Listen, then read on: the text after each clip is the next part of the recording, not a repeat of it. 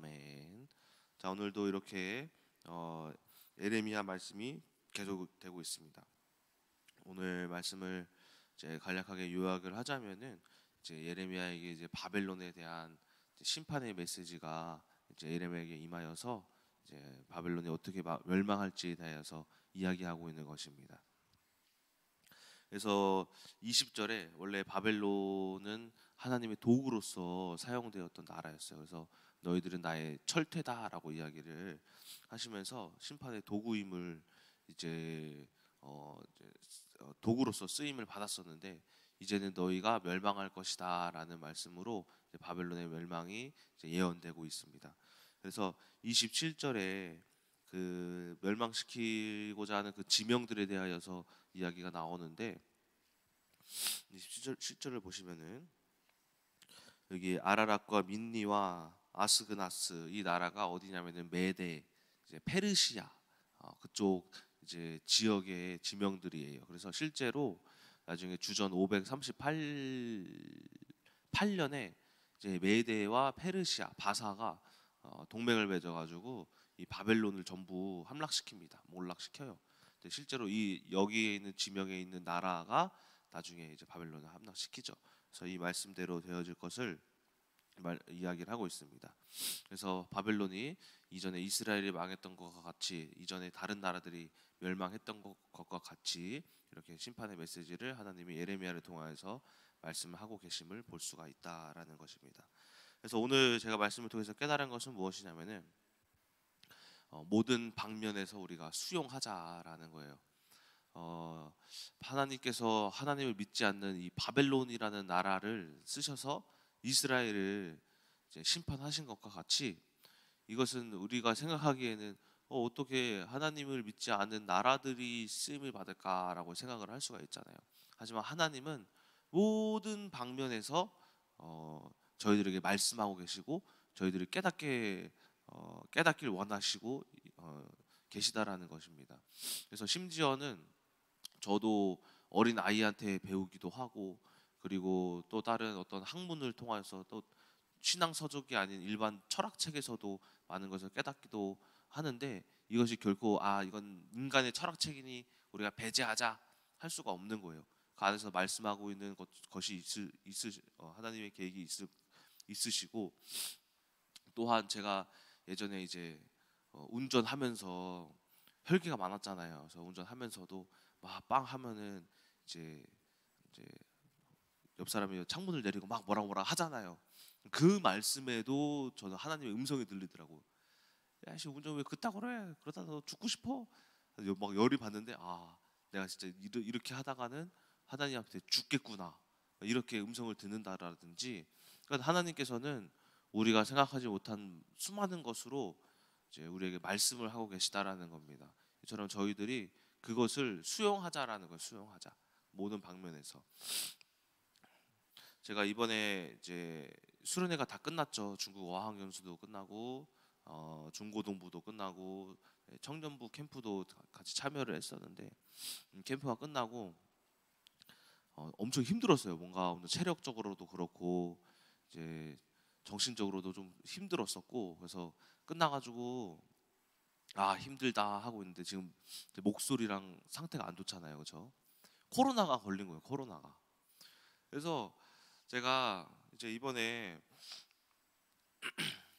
어쨌든 이런 정신적으로 이렇게 힘든, 이게 이제 뭐 한 달 전이죠. 그 수련회 전부터죠. 확실히 그 솔직히 얘기하자면은 어학연수 준비하기 가기 그 한 3달 전부터 계속 신경 쓰고 막 스트레스 받고, 여러 가지 재정적인 문제라든가 또 비자 문제라든가 많은 문제로 신경을 엄청 오랫동안 쓰다가 결국에는 이제 다 끝난 거죠. 이제 끝나니까 이제 제 생각으로 뭔가 다 끝났다, 좀 편안했나 봐요. 그러다 보니까는 이제 코로나가 확 찾아온 거예요. 면역력이 약해졌나 봐요. 체력적으로도 힘들어서.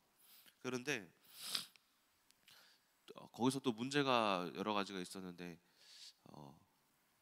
중국 어학연수가 끝나고 바로 중고등부 수련회가 시작됐고, 중고등부 수련회가 끝나고 바로 청년부 시작됐고, 이게 또 끝나고 또 바로 또 주일이었어요. 그러니까는 이게 끝나면 끝날수록 계속 뭐가 있는 거예요. 끝나지가 않는 수련회 라고 해야 되나? 그래서 그 중간중간에 솔직히 너무 괴로웠어요. 개인적으로. 아니 왜 바로 중고등부 수련회고 바로 청년부 수련회고 바로 또 이제 주일날은 또 고등부 예배 있고 엊그저께 그리고 중국 선교 교회 예배 있고 어 이제 엊그저께 주일은 이번 지난 주일은 좀 이제 특별한 세례식이 또 따로 있었단 말이에요. 이 세례식도 있어가지고 세례식도 또 따로 준비를 했어야 돼요. 중국 선교교회에서 따로 세례를 했어요. 근데 너무 할 일이 많아서 솔직히 거기서 불평이 막 쏟아져 나오는 거예요. 제 스스로.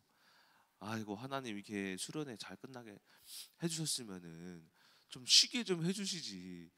또 세례까지 또 하게 하시고 도대체 왜 그럽니까? 라고 솔직히 막 불만이 막 나오는 거예요. 근데 사실 코로나가 토요일 저녁에 이제 검사를 했을 때 걸렸었는데 그때는 괜찮았단 말이에요.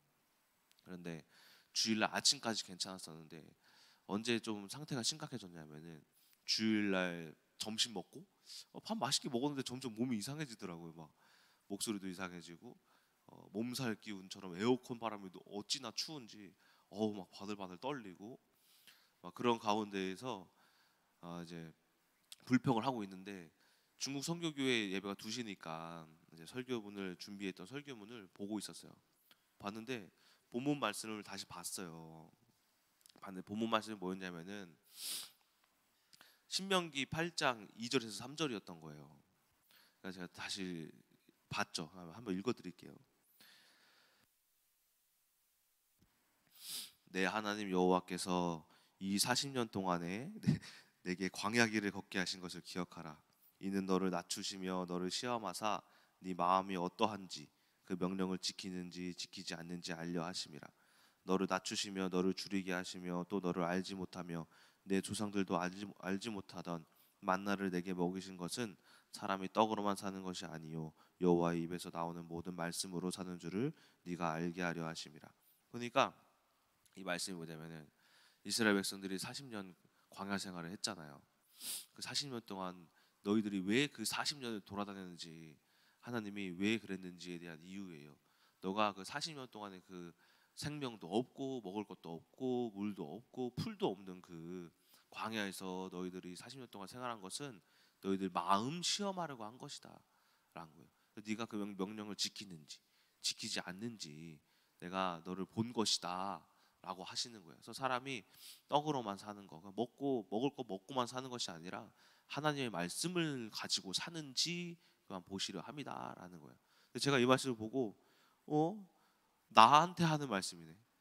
네가 지금 그 중국 어학연수, 뭐 중고등부 수련회, 고등부 수련회, 그 힘들었겠지만은 그 수련회를 통하여서 네가 그걸 끝내고 네 마음이 어떠한지, 네가 감사할 줄 아는지 지켜보려 함이다라고 말씀하시는 거예요. 근데 저는 이미 짜증을 내고 뭐 불평을 한 거예요. 그래서 제가 이걸 보고 나는 가짜다. 나는 진짜가 아니구나. 아직도 멀었다. 이 마음이 딱 들어온 거예요. 아니 거기서 회개를 했어요. 하다니 그래요. 이렇게 근데 중고등부 수련회까지 하는 진짜 괜찮았는데 코로나에서 제가 불평을 한 거예요. 코로나에서 왜 코로나를 주신 겁니까? 왜 이렇게 잘했으면 건강하게 축복을 주셔야지 왜 아픈 거냐고요. 이렇게 막 불평이 터져 나온 거예요. 근데 하나님이 여기서 뭐라고 말씀하셔? 그것도 네가 짜증내는지 짜증내지 않는지 그거 보기 위함이다라는 라고 생각이 드는 거죠. 아 맞네. 내가 만약에 이 코로나가 아무리 걸렸어도 승리했다면 진짜 하나님이 나를 축복해 주셨겠지. 그래 지금 거기서 제가 뭘 발견했냐면은 나의 생각과 마음을 속이는 흑암 발견해보자. 이게 뭐냐 보니까는 불평 불만하는 흑암이구나. 아 내가 오늘 세례식도 있고 중국 선교 예배도 있고 이게 끝나고 또 중국 선교교회 회의도 있었단 말이에요. 중국 초청 캠프가 또 9월에 있거든요. 그걸 또 준비를 하고 있어요. 이 초청 캠프도 있기도 하고 한데 하나님이 거기서 축복 주시려고 이제 나를 이렇게 시험하시는 것이구나. 그래서 내가 목사로서 나중에 중국 선교교회 또 선교사로서 쓰임 받으려면은 어떠한 상황에도 불평하지 않는 흑암을 발견해서 그걸 해석하는 방법을 하나님이 지금 말씀하시는구나라고 어떻게 해석했냐면은 이 상황을 수용한 거예요. 수용하니까는 뭐가 되기 시작하냐면은 해석이 되는 거예요. 해석. 아, 이 상황이 코로나가 옳다 하니까 나는 아직 모자름이 드러나면서 하나님께 내가 부족한 게 드러나기도 하고, 그리고 또 앞에 있을 이제 세례식과 중국 선교 교회의 예배에 있어서 하나님이 더 그 능력 주시려고 내 생각을 지금 시험하시는 것이구나라고 생각이 든 거예요. 만약에 그 생각을 가지고 세례를 하고 예배를 했다면은 성도님들이 은혜를 받지 못하고 세례에도 하나님께서 함께 하시지 않았을 것이다라고 깨달은 거예요. 그 점심 먹고. 그런데 이제 거기서 들어서 생각이 이것을 수용하자라는 겁니다. 그래서 이처럼 여러분들께서도 어떠한 상황, 모든 많은 상황 속에서 하나님께서 말씀하시는 것이 뭐냐면은 받아들이는 거예요. 받아들이는 거. 광야 생활을 받아들이고, 바벨론, 하나님도 모르는 저들이 우리를 죽이는 게 맞나요? 맞는 거예요. 어쩔 수가 없는, 하나님께서 계획하신 바벨론을 쓰시고자 하는 하나님의 계획이오니 우리가 그거를 받아들일 수밖에 없는 거예요. 그래서 예레미야 29장에서 뭐라고 합니까? 너희는 거기 가서 바벨론의 포로로 끌려가서 집을 짓고 텃밭을 만들어 그 텃밭에서 열리는 열매를 먹어라. 그리고 자녀도 거기서 결혼해서 자녀도 낳고 그 자녀의 자녀까지 낳으면서 살아라. 내 계획은 너희들이 그 안에서 고통받는 것이 아니라 내 계획은 평안이니 너는 거기서 그곳에서 평안을 빌라. 너희는 그곳에서 평안할지니라 라고 해요.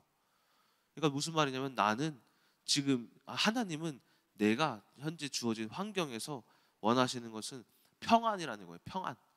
내가 다른 데서 도망가서 평안한 게 아니라 그곳에 평안을 빌라 그래요. 그곳에. 우리는 지금 그 위치에 있는 내 눈앞에 보여지는 그 환경에서 그곳에서 평안을 비는 거예요. 그것이 하나님이 원하시는 평안이라는 거예요. 그곳에서의 평안이 진짜 평안이다라고 말씀하시는 거예요. 때문에 우리는 눈앞에 주어진 환경을 하나님의 계획임을 알고 수용할 때에 그 평안이 보여지기 시작하는 것이다라는 것입니다. 어쨌든 그래서 제가 이제 중국 선교 교회도 끝나고 세례식 마치고 회의까지 다 해가지고 집에 갔어요. 가니까는 이제 너무 힘든 거죠. 이제 힘든데 이제 집에 누가 있습니까? 이조이랑 이사야가 또 기다리고 있어요, 저를. 또 이 두 친구가 날 기다리고 있으니까. 이제 갔는데 이제 민정사모가 하는 말이 오빠 코로나니까 방에서 나오지 마 그러는 거예요.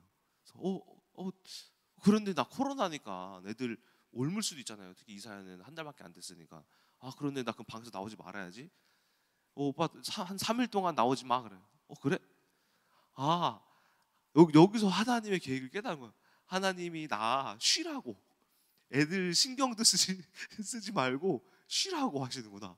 그래서 그날 저녁에 자가지고 다음날 아침에 일어났어요. 한 8시 자가지고 다음 월요일날 한 12시 일어났나? 11시인가 일어났어요. 그러니까 그때 어떤 지금 코로나 때문에 조금 그러긴 한데 어쨌든 중국 어학연수 중고등부 수련회 청년부 수련회에 있던 어떤 신체적인 피곤함 이건 다 사라졌어요. 그래서 하나님이 이 코로나 주신 것도 나 이렇게 말씀으로 영적으로 깨닫게 해주시고 또 오히려 민정사모가 또 영안이 열렸는지 저보고 쉬라고 하네요. 그래서 하나님 민정사 영안도 열어주시고 또 이제 저의 회복도 주시고 그래서 이제 예의상 한마디 했죠. 여보가 힘들 텐데 그래도 괜찮아? 한마디 해줘야 돼요 예의상. 괜찮아 그래 괜찮대. 그래서 괜찮대네 쉬어야겠다 해가지고 그렇게 푹 쉬기도 하면서 하나님의 계획이 여기 있었구나 그래. 근데 이제 결국에는 어저께 밤에 코로나 검사하니까 민정사모 코로나, 조이 코로나, 장인어르신 코로나 다 코로나 걸려가지고 격리 해제됐어요. 그냥 다 같이 생활하기로 했어요. 그래서 쉬는 거 끝났네 아쉽다. 한 수요일까지 쉴 수 있었는데 그죠? 어쨌든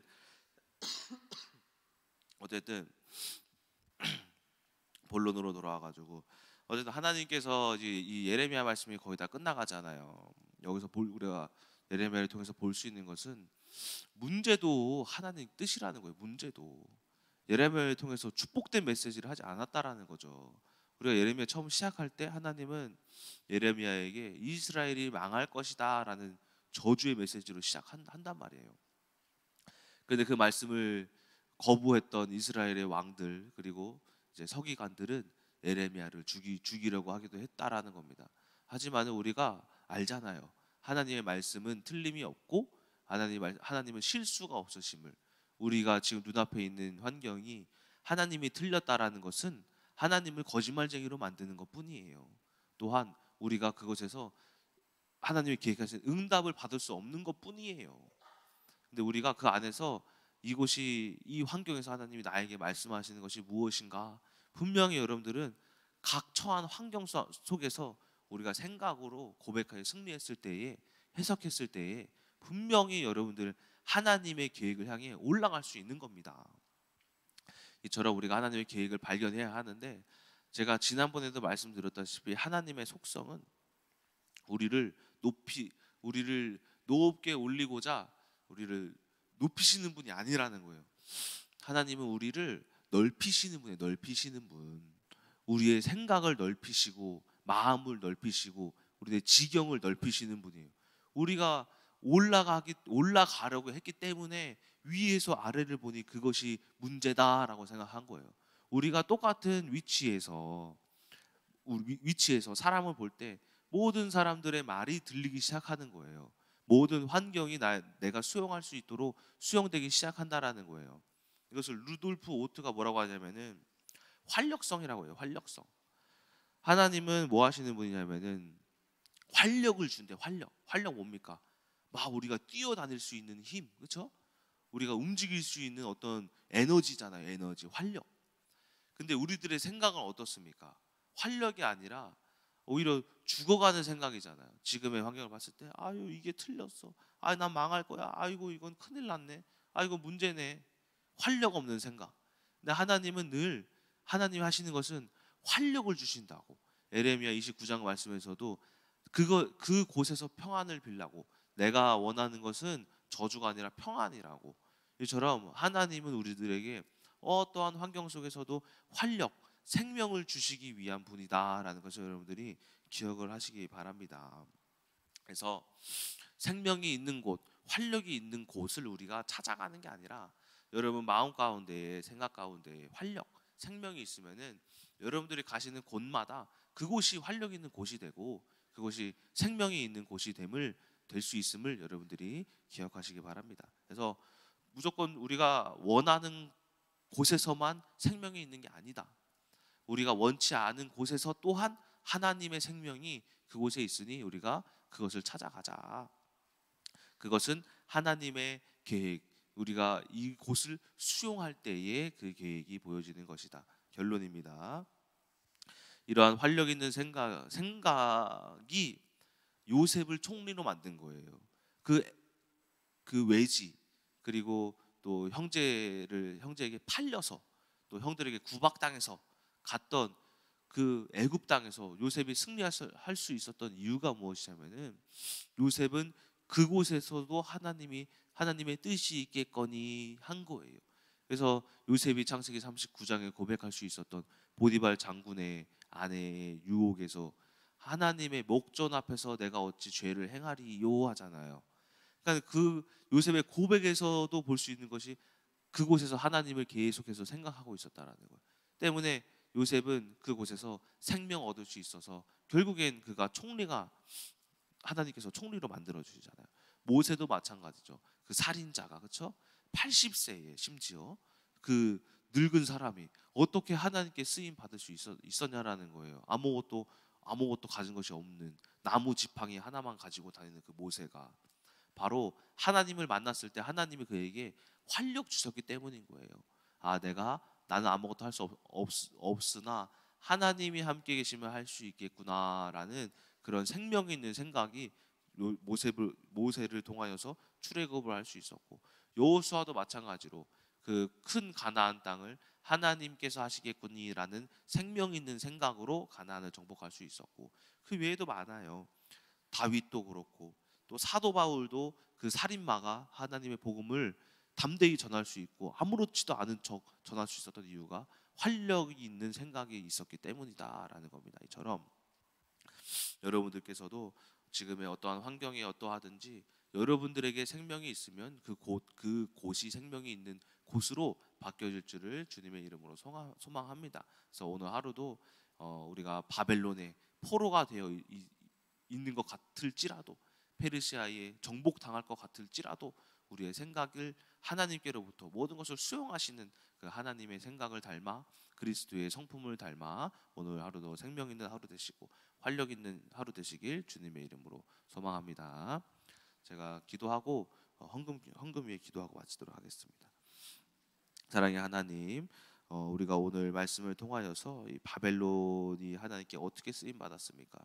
하나님을 모르지만 그 도구로서 쓰임 받고 결국엔 심판받아 이제 또 다른 도구, 아버지 메대와 바사, 페르시아가 이제 하나님의 도구로 쓰임 받아 이제 그 바벨론을 치고 계속해서 하나님의 계획이 성취되어져 가고 있음을 오늘 말씀에서 볼 수가 있습니다. 우리의 환경 가운데 지금 눈앞에 있는 환경이 지금 마주한 이 문제가 결코 틀리지 않았음을 우리가 잘 기억하면서 그곳을 통하여서 생명 있는 생각이 우리 큰나무교회 모든 성도님들에게 임하여서 하나님이 계획하신 지금 그 눈앞에 있는 그 계획을 잘 찾아 단 한 사람도 빠짐없이 승리하고 하나님의 말씀이 성취되어지는 시간 되게 하여 주시옵소서. 주님께 드린 예물이 있습니다. 이 예물 주님께서 기쁘게 연락하여 주시옵시고, 또한 우리가 지금 이 자리에 새벽 예배를 통하여서 주님 저희들의 생각과 마음을 주님께 올려드리오니 이 또한 주님께서 기쁘게 연락하여 주시옵소서. 오늘 하루도 승리할 줄 믿사오며 살아계신 예수 그리스도의 이름으로 기도드렸습니다. 아멘. 주기도문으로 마치겠습니다.